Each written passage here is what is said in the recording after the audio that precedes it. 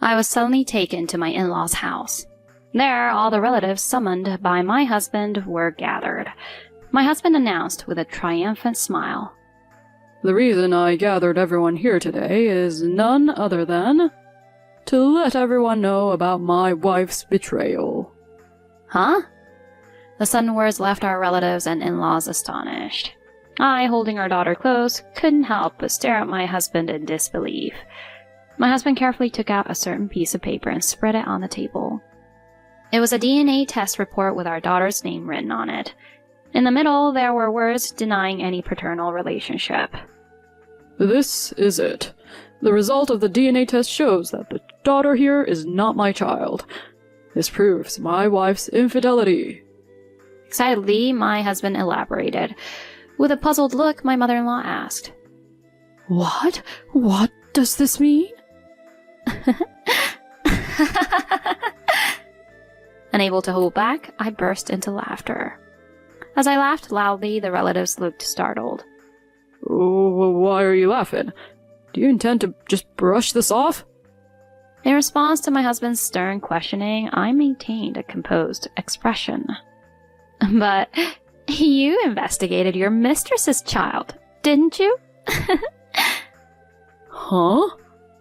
In unison, the relatives all chimed in, and my husband also had a puzzled expression.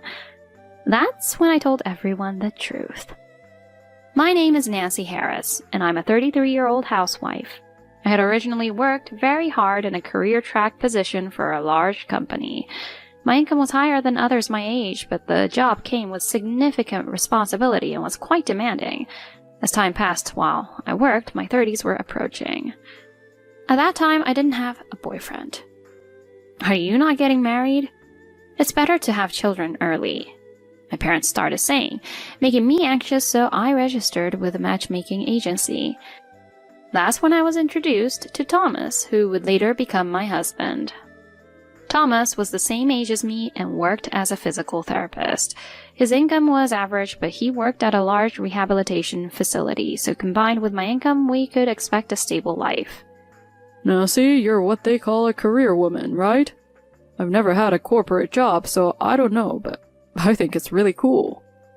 Do you think we can make it work after getting married? "We can definitely build a happy home together, I promise." Thomas smiling like that seemed radiant to me. After a year of dating, Thomas proposed to me and I introduced him to my parents. My father and mother also approved of our marriage. And finally, it was time to visit his family's home. He's an only child, and both of his parents live there. "Nice to meet you. I'm Nancy. I'm dating Thomas." With nervousness, I greeted them to the entrance, and Joanne, my mother-in-law, smiled. "Well, what a lovely young lady. Come on in."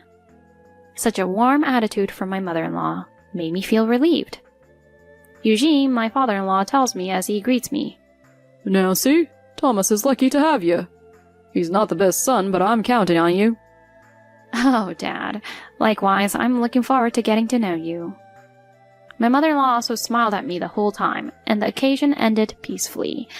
On the way back, Thomas told me with a seemingly unenthusiastic tone, "My parents really liked you." "I don't know. I hope so." "Those people were quite strict with me. My father used to beat me when I was little. Maybe it's because you, Nancy, work for a big company." I'm not sure about that, but your parents were kind people. We had such a conversation, and that day we parted ways. Afterward, Thomas and I registered our marriage and started living together after a small wedding. However, Thomas didn't do any housework. Even when I asked him, he would lazily say, "Isn't housework the wife's job? Nancy, you must be busy too, so I'll help with the housework." What were those words before marriage all about? However, I endured, thinking we're still newlyweds. After living such a life for a year, my pregnancy was confirmed. When I told him, Thomas exclaimed, "Wow, that's great." He happily shared the news with his parents right away. When he handed me the phone, his mother kindly said this, "Congratulations, Nancy. Your father is also delighted. Take care of yourself, and if there's anything we can do, just let us know." Thank you, Mom. Once again, I felt grateful for being blessed with such wonderful parents-in-law. Then, my pregnancy journey began, but Thomas never showed any concern for me. Instead of helping with household chores, he would even rush me when I was bedridden with morning sickness, asking, "Where's my food?" It was infuriating to see him behave as if he cared about me in front of his parents, but I didn't want to worry my always kind parents-in-law, so I couldn't tell them the truth. Eventually, I gave birth. It was a girl, and we named her Chloe. Our parents-in-law were overjoyed with their first grandchild, not only giving us a large sum of money as a gift, but also showering Chloe with affection. In front of such happy parents, Thomas oddly wore a smug expression. Then my father-in-law said something. "Thomas, from now on you need to have a sense of responsibility as a father and work hard at both your job and raising your child." To which Thomas replied, "I know, Dad. I even took paternity leave." Perhaps now that the child is born, he might change. I held such faint hope. However, he hardly helped with childcare or household chores at all. "Chloe, you're so cute." He would hold Chloe and say such things, but as soon as her diaper got wet or she got hungry and started crying, he would immediately hand her over to me. It's gross when the diaper gets wet. Thomas, could you change it? Huh? I don't want to do something so dirty. Oh, come on. Then could you at least vacuum the house? Too much hassle. I don't even know how to do it. You're good at it, right, Nancy? At this rate, he didn't even try to learn household chores, let alone childcare. Here I am, exhausted after childbirth, sleep-deprived from nursing. While I'm busy with housework and childcare, what is Thomas doing? He's just lazing around at home, glued to his phone. Sometimes he'd casually go out to gamble, and there were times he wouldn't come back all day. What was the point of taking childcare leave? With that thought, I felt frustrated. However, amidst the demands of childcare, I couldn't vent my frustrations to anyone. Time passed, and Chloe turned 3. I returned to work, working full throttle. Even after I returned to work, Thomas continued to delegate household chores and childcare to me. On top of that, he said, "I'm involved in launching a new branch." He started coming home quite late, starting several months ago. Understanding the importance of work myself, I wanted to show my understanding. However, Thomas takes off for work, even on the rare weekends when he can spend time with Chloe. Furthermore, occasionally when we're together as a couple, he started saying sarcastic things to me. "Maybe you've been so busy with work, you've neglected your housework lately. Are you even spending time with Chloe?" Such words from Thomas made me snap. I'm handling things just fine. I don't need to hear this from someone hardly ever home. "What's with that attitude? You really lack any charm." I don't care about that. Can you leave me alone? As conversations like this increased, our relationship grew colder and colder.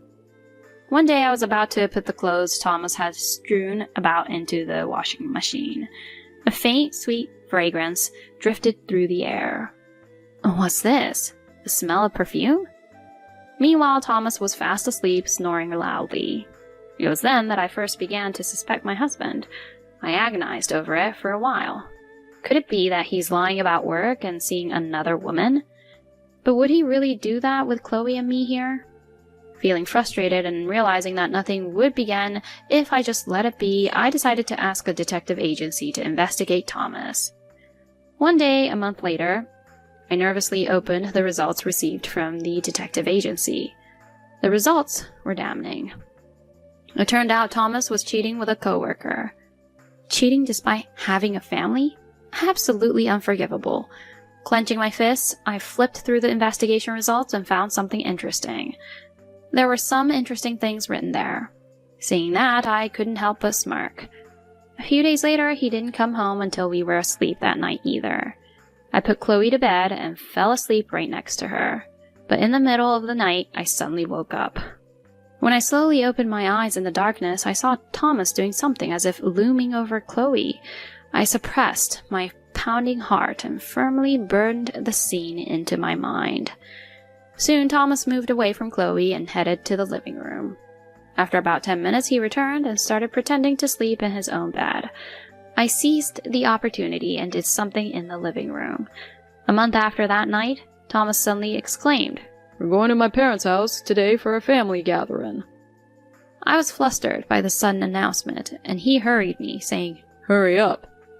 As he drove, he inexplicably had a smirk on his face. Upon arriving at his parents' house, several relatives and his parents were waiting. His mother began. Thomas, what's the sudden family gathering for? Then Thomas started saying something like this. The reason I asked you all to gather here today is, among other things, to let everyone know about my wife's betrayal. Huh? The sudden words startled the relatives and in-laws. While holding Chloe, I too looked at Thomas with wide eyes. My father-in-law said, What on earth is going on? Please explain properly. Thomas carefully took out a certain paper and spread it on the table. It was a DNA test report with our daughter's name written on it. In the middle were words denying paternity. That's right. The DNA test results show that the child here is not mine. This proves my wife's infidelity. Thomas exclaimed excitedly. Look, Mom, Dad, this is the real Nancy, my wife. The grandchild you've been cherishing is just a stranger's child with no blood relation. No way. Nancy, what's going on? My mother-in-law asked with a bewildered look.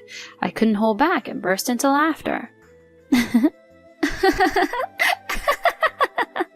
As I laughed loudly, the relatives looked startled. What are you laughing at? Are you trying to act indifferent? The calm expression, I responded to my husband's question. But what you investigated is the child of your mistress, isn't it? Huh? All the relatives chimed in, and Thomas also had a puzzled expression on his face. What are you saying in desperation? I don't understand what you mean. Turning red, I explained to him. A month ago, after we fell asleep, I saw you taking a sample from Chloe's mouth. That's when I realized you were trying to do a DNA test. Huh? Seeing Thomas's shock, I continued. So after you fell asleep, I checked your car. 2 envelopes came out. One had Chloe's name, and the other had Mary written on it, along with documents and samples. That's when I did this. I took out my phone and played a video. The video showed me swapping the samples inside the envelopes. What? What the hell are you doing? You're saying you swapped the samples? The DNA test results requested under Chloe's name turned out to be for Mary, and Mary's results were actually supposed to be Chloe's. But who is Mary? I calmly asked, leaving Thomas gaping in astonishment. A silence fell over the room. Hey, Thomas. What's going on here? Explain yourself properly. My father-in-law raised his voice, but Thomas remained speechless. So I spoke up again. So basically, Thomas tried to DNA test both his mistress's child and my child at the same time, but I intervened, so the test results got mixed up. I did it because I knew you would react like this based on the results. Huh? I anticipated that if you found out Chloe's father wasn't you, you would take some dramatic action. I never expected you to gather the relatives like this, though. So how does it feel to have the truth exposed in front of the whole family? My in-laws and relatives all glared at him. That's when he says something like this. This is all nonsense. I don't have a mistress. Let alone a child from a mistress. This is all fabricated by Nancy. Mom, Dad, believe me. Oh, really? Then what about this? I laid out the investigation results from the detective agency in front of everyone. There were pictures of Thomas kissing an unfamiliar woman, entering a hotel, and walking together pushing a stroller. Seeing that, the relatives started saying things like, This is decisive. It's obvious that Thomas is the one cheating. With undeniable evidence before him, Thomas slumped in defeat. Okay, I admit to cheating. But Nancy, you didn't swap the DNA samples, did you? You must have swapped it with someone else's child, right? It's impossible that Mary isn't my child.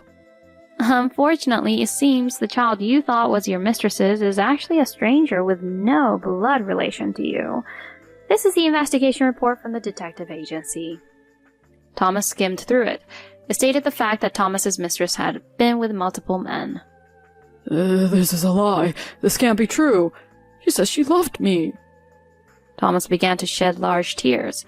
I looked at him in shock. Then the next moment, shouts echoed through the room. You idiotic son! Then my father-in-law swung his fist with all his might. Thunk! A tremendous sound reverberated throughout the room. Ouch, it hurts! As Thomas cried out and crouched down, my mother-in-law started hitting him with her open hand. You! What on earth do you think you're doing? Apologize to Nancy! You fool! It's embarrassing to think you're our child! It seems that the words Thomas mentioned before marriage about strict parents were indeed true. I just watched in silence as Thomas was beaten up by my in-laws. Eventually, Thomas was forced to kneel down by my father-in-law. Ugh, Nancy, I'm sorry. Huh? Chloe is my child, right? So there shouldn't be any problem. Let's just forget about this and go back to being a family, okay? Thomas shamelessly suggested such a thing.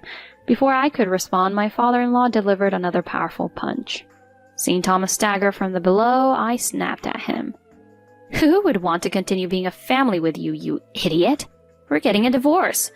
Get ready to pay alimony and child support properly, you worthless scumbag. But... After that, I took Chloe and went back home. The angry shouts of relatives and in-laws echoed from behind. Later, our divorce was finalized. Of course, I got custody of Chloe. I demanded $30,000 in alimony and child support from Thomas. The alimony came from Thomas's savings, and we agreed on $700 per month for child support. Furthermore, I demanded alimony and child support from Thomas's affair partner as well. In the end, it seems Thomas broke up with his mistress. With the payment of compensation wiping out his savings, he was also estranged from his parents and relatives. Moreover, after I told Thomas's colleagues about the situation, rumors of his affair spread in the workplace and Thomas was demoted. Unable to bear the cool looks, Thomas later resigned voluntarily and eventually became unemployed. Having lost everything, he now desperately searches for a new job while living in a rundown apartment. I have no sympathy for Thomas in this situation. On the other hand, I have returned to my parents' house and am working while raising Chloe. I occasionally let Chloe meet her grandparents, who supported us until the end. I look forward to my daughter's growth and hope to live a positive life from now on.